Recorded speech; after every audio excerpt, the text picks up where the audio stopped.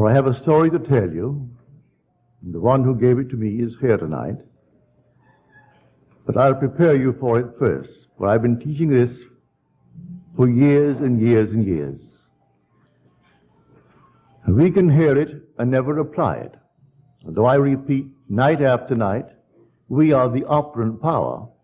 It doesn't operate itself. We still postpone it. Quite often our training is in conflict with it, and we can't quite bring ourselves to apply it. We are told in the 118th Psalm, the stone which the builders rejected has become the chief cornerstone. This is the Lord's doing. It is marvelous in our sight. Many years ago, sitting in the silence, thinking of nothing in particular, with my eyes closed in contemplation, but not really thinking of any one particular thing, suddenly a stone appeared before my eyes, about that size, huge quartz. And here this quartz shattered, fragmented itself into many, many pieces, and then quickly reassembled itself, but this time into the human form, seated in the lotus posture. As I looked at it, I saw it was myself. I am actually looking at myself. I became so emotionally lifted. As I looked at it, it began to glow. And then it reached the intensity of, I would say, light of the sun. And then it exploded. And then I awoke in my chair. The stone that I had rejected was myself. I could not believe that I myself was the cause of the phenomena of my life. I thought he did it, she did it, they did it, the world did it, but certainly I am not responsible. These things happen because others are the causes. And here I am looking at the stone which the builder rejected. This is marvelous, said he. It's the Lord's doing, and it's marvelous in our sight. When we actually see this world as a world of appearance, behind which the reality of imagining lay, we find the truth. All things exist in the human imagination. And by that I mean the individual's imagination.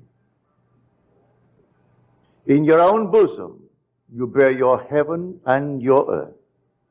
And all that you behold, though it appears without, it is within, in your imagination, of which this world of mortality is but a shadow. Now, you and I will call ourselves either Christians or Jews. Both are the same, really. The Jew is the foundation stone. It is the tree. Christianity is its fulfillment. It is the fruit. But the tree is Judaism. And all that it actually contains will come out eventually in a plan, a wonderful plan that was there in the beginning of time. And that we call Christianity. Blake said, I know of no other Christianity and no other gospel than the liberty both of body and mind to exercise the divine arts of imagination. Then he adds, the apostles knew no other gospel. And the worship of God is using his gift. And then he states, God becomes as we are, that we may be as he is. Now, what is the gift? He also mentions that. The gift, he said, man is all imagination, and God is man. and exist in us, and we in him. The eternal body of man is the imagination, and that is God himself. The divine body, Jesus. Now, as you're seated here, that's all about you. Your own wonderful human imagination is the God of the universe.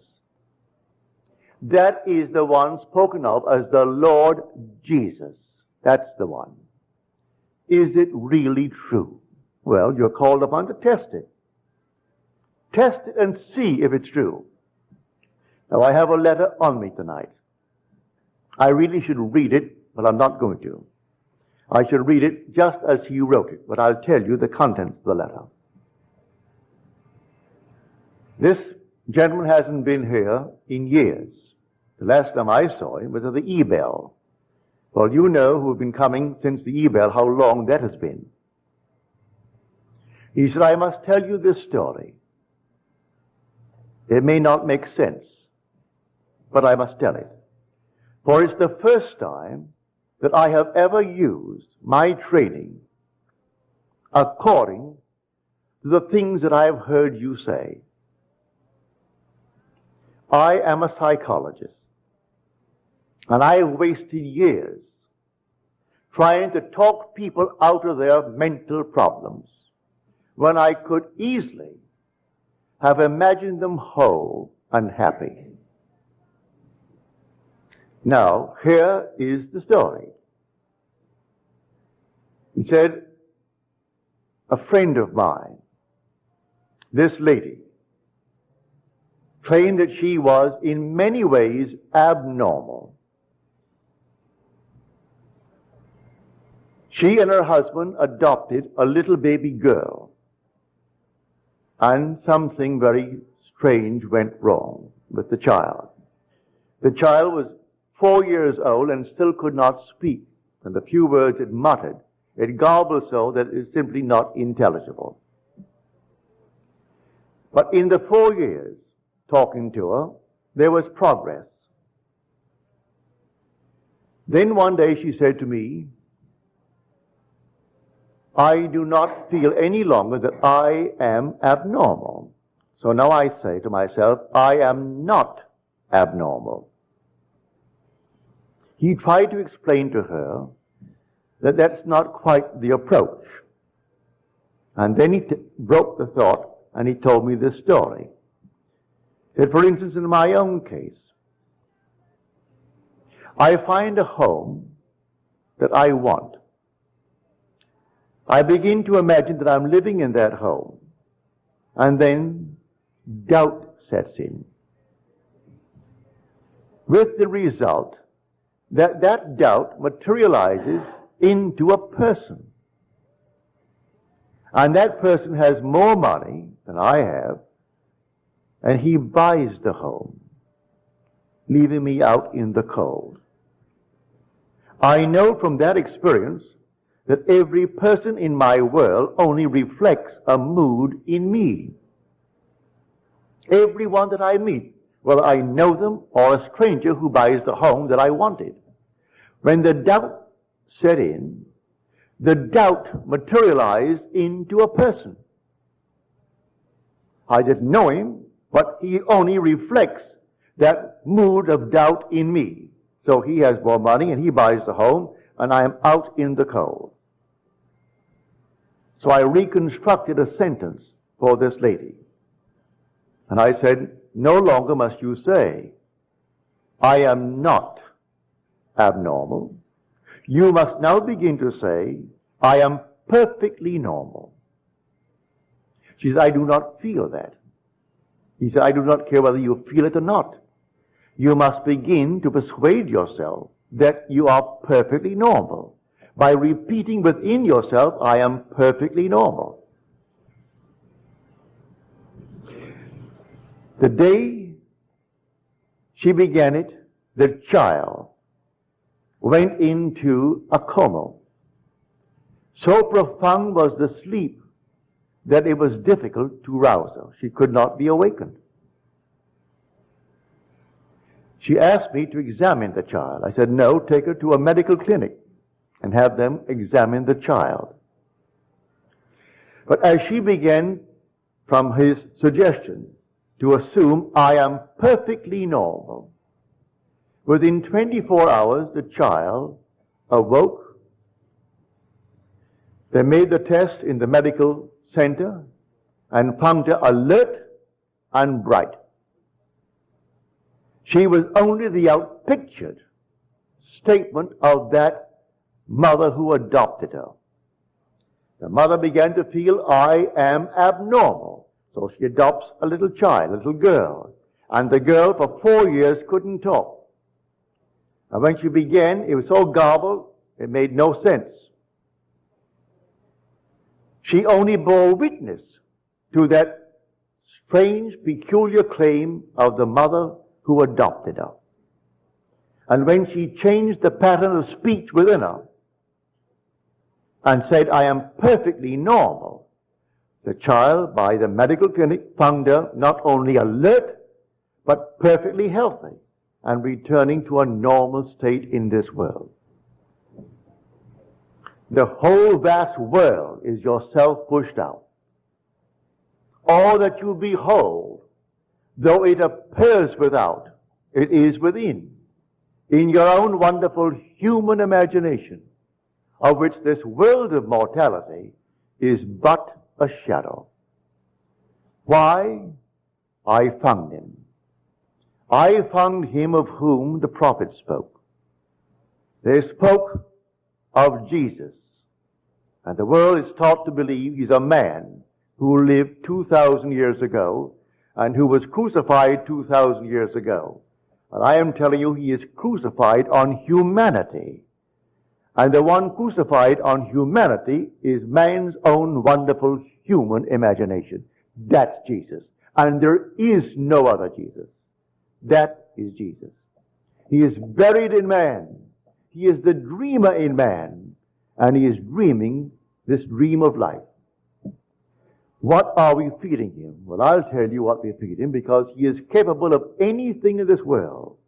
And listen to these words from Deuteronomy, the 32nd chapter, the 39th verse of Deuteronomy. And these are the words of the Lord speaking. I kill, and I make alive. I wound, and I heal. And there is none that can deliver out of my hands. There is only one creative power in the world. The one who kills is the one who makes alive. The one who wounds is the one who heals. And there is no other power than this one power. And that one power is your own wonderful human imagination. That is God. There is no other God. He is buried in you. And the day will come, he will awaken within you. When, and I trust it is now, that I could turn you from this world of seeming reality on the outside to a world of imagination. So you actually live in your own wonderful human imagination. If you do, and you really turn into a being who believes in the reality of his own imaginal acts, you are then on the verge of rebirth. It does not say when. He tells you no one knows, not even the Son, only the Father. Don't ask me when, said he. But I'll tell you the signs of it when you actually begin to trust your own wonderful human imagination. When you can sit quietly all alone, asking help of no one, and really believe that your imaginal act is a creative fact, and that in the interval of time necessary, it's going to externalize itself and become a reality in your world, you are on the verge of rebirth. As you're told, unless you are born again, you cannot enter the kingdom of heaven, even though the kingdom of heaven is within you. The kingdom of God is within you, and God is in his kingdom. Although he is in his kingdom, and that kingdom is in you, you can't enter it unless You turn from this world of materiality, believing it is the cause, believing it is the reality, to live in your own wonderful human imagination. When you do, you'll find yourself on the very verge of being reborn. So you're warned, do not ask me when. I will tell you, not even the Son knows. Only the Father. But I'll give you the symptoms of it when you can trust your own wonderful human imagination. That will be the symptom. Can I stand here tonight and take any request? Doesn't cost me anything. And it's a joy if it's within what I call the golden rule. Do unto others as you would have them do unto you. Ask nothing of me that you would not ask for yourself. Do not ask me to hear any news in this world that you would not really want done to you. Because first of all, I could not do it. I use the golden rule. Then, if it comes within the framework of the golden rule, it's so easy. What would the feeling be like if it were true? That you are what you want to be. That they are what they want to be. That they have what they want to be. Don't ask me how it's going to happen. I do not know. The depth of your own being has ways and means that you, the conscious surface being, know not of. It knows exactly how to do it. So don't ask how it's going to be done. So when doubt sets in, as he said in his letter to me, when the doubt set in, that doubt materialized in the form of a person who also wanted that home and had more money and bought it and left me out in the cold. I can tell from the uprising of moods within me that I'm going to meet certain people. And I do. The mood, you can suppress the mood. As Churchill said, the moods determine the fortunes of people rather than the fortunes determine the mood. Don't ignore that great man. He said that the mood actually determines the fortunes. So I would catch a mood, well then catch the mood of your wish fulfilled. What would the feeling be like if it were true? Imagine the wish fulfilled. What would it be like? How would I feel if it were true? In spite of all things round about you that deny it, you walk as though it were true. And in a way that you do not know, and you need not know, it will externalize itself within your will, and you will actually receive it. Listen to these words. With God, all things are possible. That you will read in the 19th chapter of the book of Matthew. Now we'll go to the 9th chapter of the book of Mark. All things are possible to him who believes. He equates God with the believer in man. All things are possible to him who believes.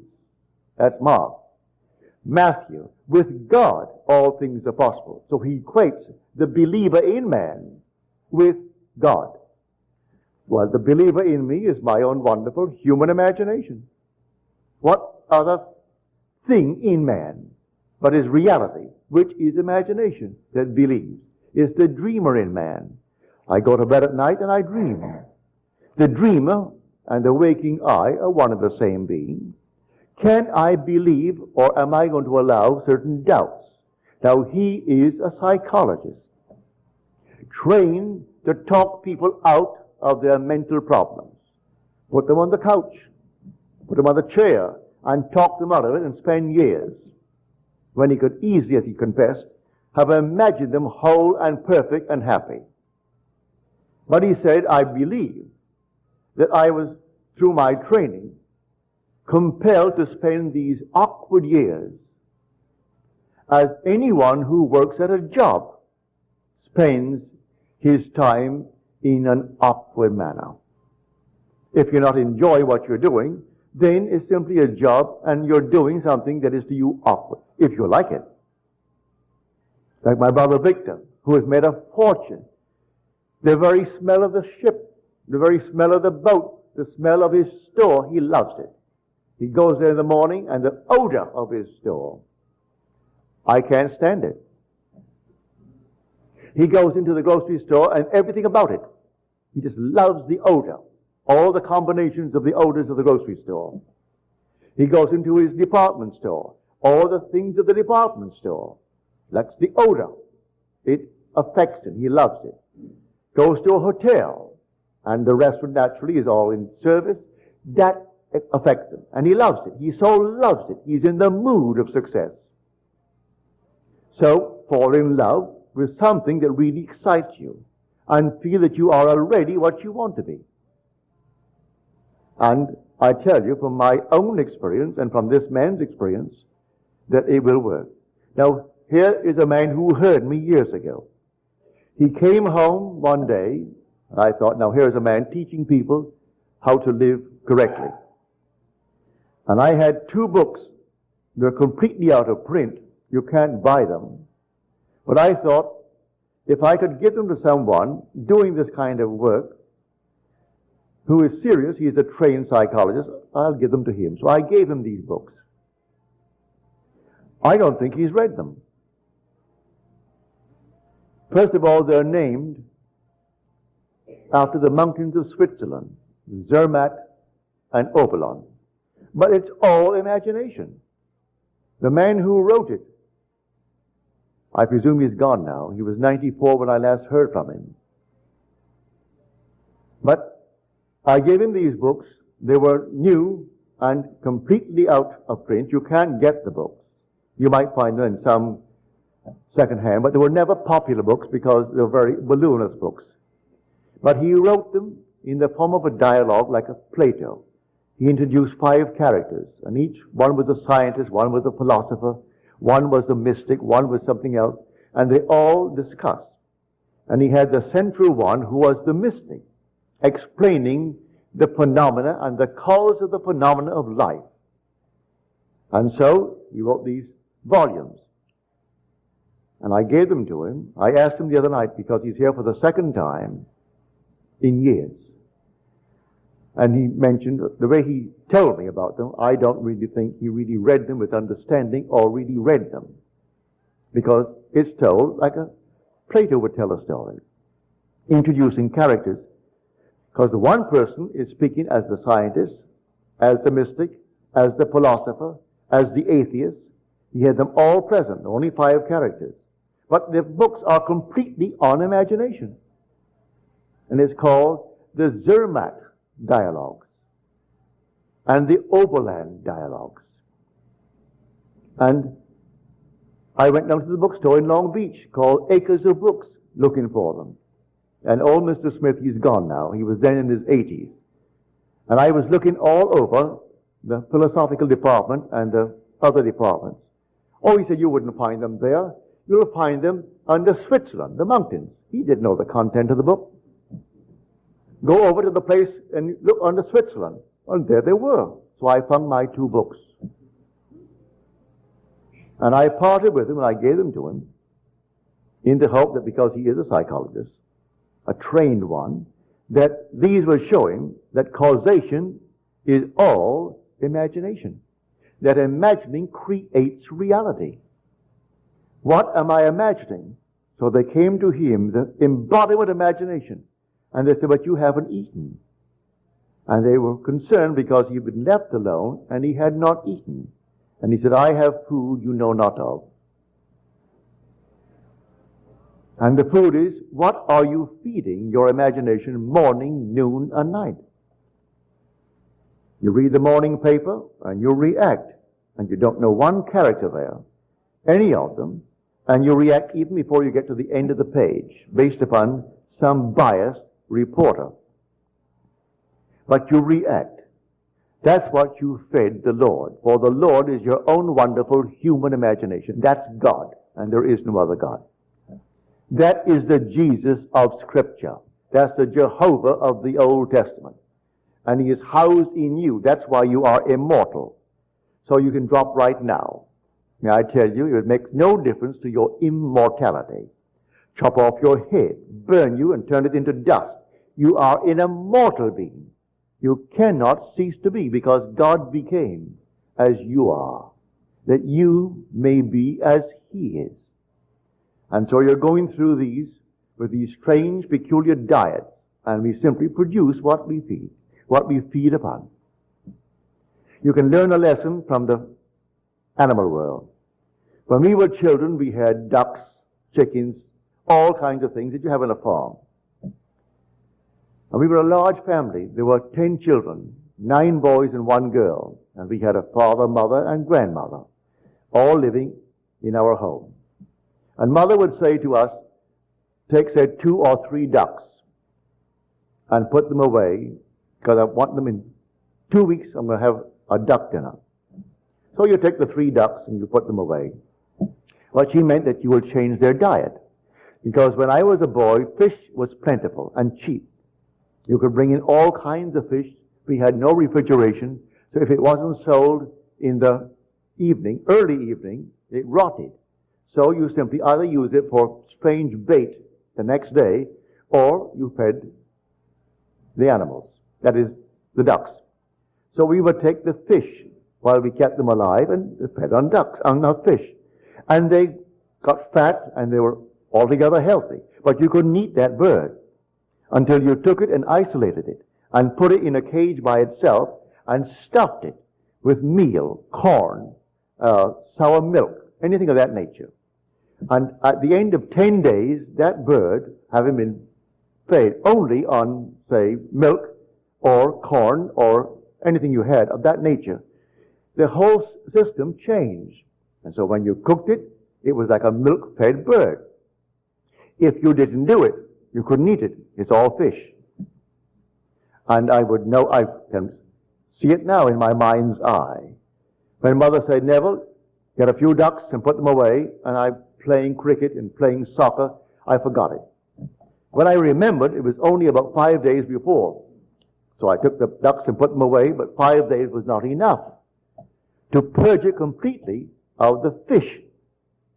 Well, you could smell that thing all over the neighborhood. On Sunday afternoon, we were going to have ducks. And we knew we couldn't have ducks because you couldn't eat it. You look at a duck and you're eating fish. So it repulsed everyone. Of course, we got a good spanking for it because we didn't do what Mother commanded us to do at the time that she told us to do it. Well, that is just like everything else in this world. You feed, as he said, I have food you know not of. You feed for a few days, a couple of weeks, on a changed mental diet. In this case, in 24 hours, when she took the diet that he gave her, I am perfectly normal. The child went into a deep, deep sleep from which she could not be awakened without a struggle. And then the clinic said, well, she's not only bright, but she's healthy. She's completely right. She was simply the outpictured statement that that girl lived with when she said, I am abnormal in many ways. You take a new diet tonight, and just like the duck, and it may take you a day, it may take you a week, it may take you 2 weeks. But if you actually persist in the changed diet, you will outpicture that diet, that change of diet, and your whole vast world will change. We are the only beings to whom he gave speech. He actually became man. And this inner speech is a marvelous gift. And you can't stop it. You're doing it morning, noon, and night. You go to bed talking to yourself. You wake in the morning talking to yourself. And whether there's someone present or not, you're still talking to yourself. You walk the street. Some are obvious when they do it, but most of us are not that obvious, but we're doing it anyway. We're carrying on little mental conversations with ourselves. But what are we carrying on? Arguments? Or are we boldly affirming and asserting that I am? And then name what I want to be. In her case, he gave her what she should say. And she argued with him, and she couldn't say it because I do not feel that yet. Don't wait to feel it, he said to her. Do it now. I am perfectly normal, because if you say I am not abnormal, that's not a creative thing towards your goal. In fact, it may be destructive. You want something positive, not something negative. I am not abnormal. I am perfectly normal. Then the child, the outpictured self. So everyone in your world is yourself pushed out. Blame no one. Don't even blame yourself. Just change the diet. They only reflect what you have been doing and maybe still doing. And when you see it, you change the diet. And the diet is simply words, all within you. So you assume that you are now the man, the woman that you want to be. Walk in that assumption as though it were true. Live in it just as though it is true. And then, who knows, that diet may not take more than 24 hours. I'm quite sure it would not take more than a few weeks to project itself in a way that you do not know. How do you know this little duck? And I'm speaking from experience. I'm not telling you a story that someone told me. I was the one spanked for not catching those ducks the very day the order was given. And Mother was a kind of a disciplinarian that she always kept her word. If she promised you a bicycle, if she gave you a bike because you would do something, she kept it. If she promised you a beating, if you didn't do something, she kept that too. She was a great disciplinarian. I came back during the First World War. I went down on a schooner to what is now called the Virgin Islands. Then they were owned by Denmark. Santa Cruz, and what is now St. Thomas, and then St. John. We bought them during the war, the First World War. That is, we in America bought them. But then I was a British subject. And I went down on a schooner to get cattle because we didn't raise cattle in Barbados and we needed the meat. And they had the dairies, all Denmark. Denmark owned them. So there were dairy people. Bought the cattle, put them aboard the ship, and started back for Barbados. And we were becalmed off Martinique. Martinique has a huge mountainous volcano. We were out of sight of the island, so they couldn't rescue us. And there's no radio in those days, no possibility of contacting the mainland. And there we are, simply drifting, not moving an inch in the course of a day. And the cattle are dying. They're all dying. We were 8 days late coming into Barbados, and all the cattle are gone. From the bilge and the lack of food, the lack of water. And I thought, well now, when I came home, they'd be so happy to see me because they thought I was gone, because the submarines, the German submarines, were shooting at everything in the area. Even a little schooner. So I came in, and I came home. They all greeted me with open arms. But that very day, Mother said to me, I don't want you to go out into the sun. You've had enough sun on that schooner for these many days at sea. I must have been 2 weeks at sea, and no possibility of any shade. Burnt to a crisp. Don't go out. Well, I had guinea pigs, and I had rabbits. I had to go and see how my guinea pigs and rabbits were coming on. But she told me not to go. I figured my first day home, certainly Mother will not hold it against me. So I went out, disobeying her order. When I came back in, she said, did I tell you not to go out? Yes, Mama. I thought, well, now, after all, this is my first day home. She thought I was dead. Here I am resurrected. That didn't pacify her at all. Took off that shoe, and she whanged me. And she let me have it. She was the most marvelous disciplinarian. She promised you a watch, you got it. If she promised you anything, you got it, including the whipping.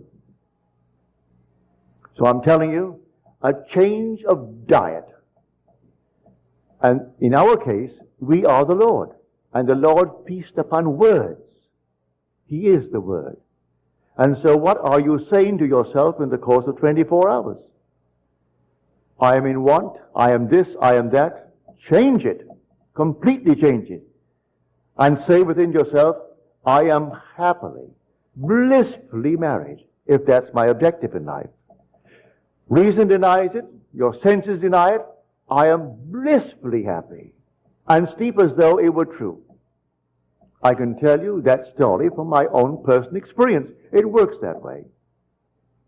And when I told the details of how it happened, people saw the means employed, which I certainly didn't manufacture them, not consciously, and judged me harshly for telling the means. But as you're told in Scripture, I have ways and means ye know not of. My ways are past finding out. All you do is simply go on the new diet. Well, when I found the girl to whom I'm now married, and blissfully happy with her, since the day I met her back in 1936, I was completely involved.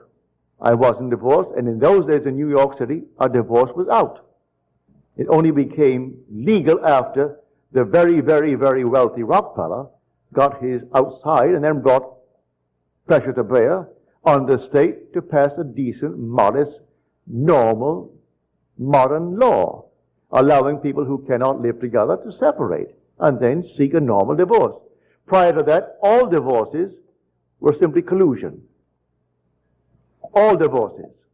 You paid someone to find someone, and then they signed these little things. You went before the judge, and they all knew it was collusion anyway. Well, here I am completely involved in marriage, and I want to marry this girl. I met her the very first second I saw her. I said, she doesn't know it, but she's going to be my wife. She doesn't know it yet. And simply, I slept as though we were blissfully happy. She on that bed, and I on my bed. It wasn't a sex act. It was simply, she was there in the room, in our lovely home, and I was in my bed, and she was on her bed. So I didn't make it an emotional thing of that nature. And the girl, who was my former wife, who refused, she even left the state so as not to be given a summons. And one day I got a call from the court telling me to come on down. They needed my advice. I went down to the court wondering, what am I doing going to the court in the morning? When they brought her in. And I pleaded her case before these three judges. And she said to me after I got her off, that was a very decent thing for you to do, Neville. And I know you want a divorce. Give me the papers. I didn't have the papers on me. And she and I got into a taxi and rode to my hotel, and I gave her the papers. Now, that's supposed to be illegal, so I'm told now. You can't serve your own papers. I didn't know that. Gave her the papers. And I got my divorce in the city of New York. So I know it works. It took me 1 week to do it. That's all that it took me. 1 week. I simply went sound asleep in the assumption that my wife was there. And it's the girl to whom I'm now married and who bore us this glorious daughter. And it's been since 1936. So here, this heavenly state was denied me because I wasn't feeding myself the right food. I have food you know not of, and the food are words. And you repeat them within yourself. What am I saying? As Blake said, oh, what have I said? What have I done? Oh, all-powerful human words. What have I said? What have I done? Oh, all-powerful human words. If man only realized what he is doing when he is talking seemingly idly. So, after all, who cares? Who knows? Who knows? The only one that cares knows. And he is your own wonderful human imagination. That is God. That's the Jehovah of the Old Testament and the Jesus of the New. And there is no other God. And he's buried in you.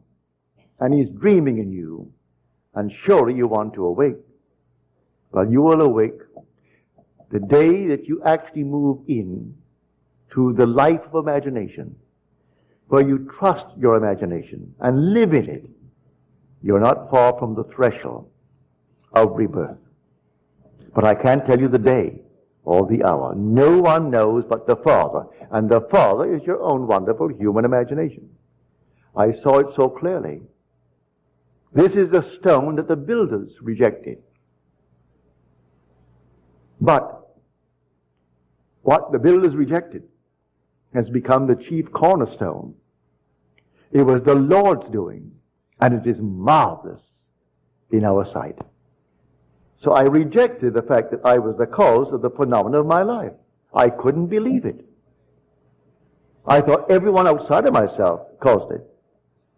Then I realized, when I saw the vision, here is a stone, a quartz, and it fragmented into numberless parts. As he said, the one who bought the home, that's a fragmented part of my own being. My doubt brought him into being. He materialized my doubt. A man, a person, And he bought the home I wanted because he had more money. I materialized that. It came out of me. So the whole thing fragmented. And then when it came together and formed itself into a man, seated in the lotus posture, and I looked at it, I'm looking at myself. Then I realized I am the cause. He is the dreamer in me. One day he is going to awake from this dream. And when he awakes, I am he. And he and I are one. This is the story I am trying to tell the whole vast world. Because I know it's true, and the day will come, you will know it's true. There is no other God than your own wonderful human imagination. I still would invite you, although I've told you to do it yourself, I still invite you, if you feel uneasy about it, to ask of me. For in the end, may I tell you, we are one. Now let us go into the silence.